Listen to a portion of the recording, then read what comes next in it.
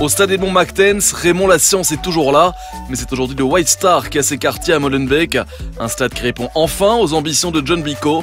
Objectif D1 dans les 2 ans. On a une équipe très jeune. Et l'expérience, ça ne s'achète pas au supermarché du coin. OHL a des joueurs qui ont beaucoup d'expérience. Eupen aussi a des joueurs de qualité. Donc je crois que malheureusement pour cette saison, la marche est trop haute. Maintenant, ce n'est pas parce que la marche est trop haute qu'on ne va pas essayer de la franchir. Nos joueurs sont ambitieux, le club est ambitieux et bien structuré. On va essayer de se rapprocher de la meilleure manière possible de cette haute marche. Finalement, si nous finissions 3e juste derrière Eupen et OHL, je crois qu'on pourra considérer quelque part on a fini 1er de notre championnat. Maintenant, je l'ai dit, nous on prépare la saison prochaine. Si on a le bonheur de passer par un trou de souris que représente le tour final, comme l'a fait Moucron, on ne s'en prouvera pas.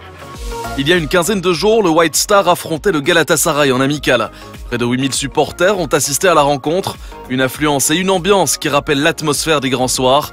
John Bicco aimerait écrire le prochain chapitre de ce stade chargé d'histoire.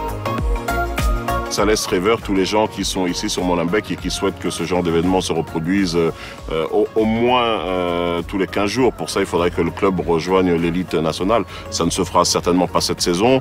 On espère que ça se fera la saison prochaine ou au pire la saison d'après pour justement revivre chaque week-end la formidable fête qu'on a vécue avec les 8000 supporters lors de ce match. Et ça, ce sera profitable à tout le monde. Je pense que ce sera profitable à la jeunesse locale, au club bien entendu, au commerce avoisinant et puis d'une manière plus générale à tout le football belge parce que je crois que c'est tout à fait concevable que la capitale européenne ait 2 clubs de première division dans les prochaines années. Pour l'aider à atteindre ses objectifs, John Bicco a notamment recruté Michel Eilenbosch. Ce Molenbeekois d'origine connaît avec le White Star sa première expérience dans le monde du football. Michel Eilenbosch, on vous connaît comme un acteur politique de la commune de Molenbeek, mais depuis peu, vous êtes un nouveau visage de l'organigramme du White Star. Qu'est-ce qui vous a amené là, dans le milieu du football ?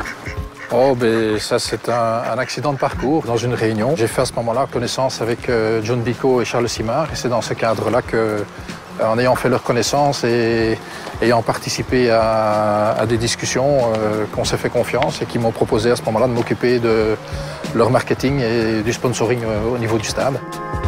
Pour moi, John, dès le début, on a eu des atomes crochus. On se comprend à demi-mot, ça fonctionne convenablement entre nous. Bon, comme tout le monde, chacun a son caractère et c'est peut-être un petit peu comme ça qu'il est connu parce que c'est vrai que quand il est au bord du terrain, on entend forcément sa voix parce qu'elle a une voix qui est très grave. Il sait où il veut aller avec son projet sportif et j'espère que je pourrai l'aider à l'atteindre.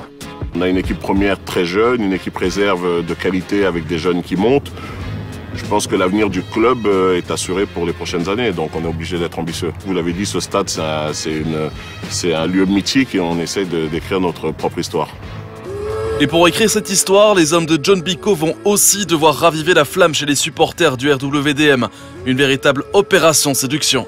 Et donc ça ne pourra se faire qu'à partir du moment où l'équipe aura des résultats et qu'effectivement elle pourra offrir la possibilité au public de vibrer comme il avait pu vibrer dans le temps lors des grandes gloires du stade.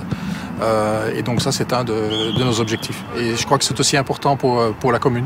Aujourd'hui, le fait d'avoir à nouveau une étoile qui pourra briller dans son ciel, eh bien, on est demandeur, oui.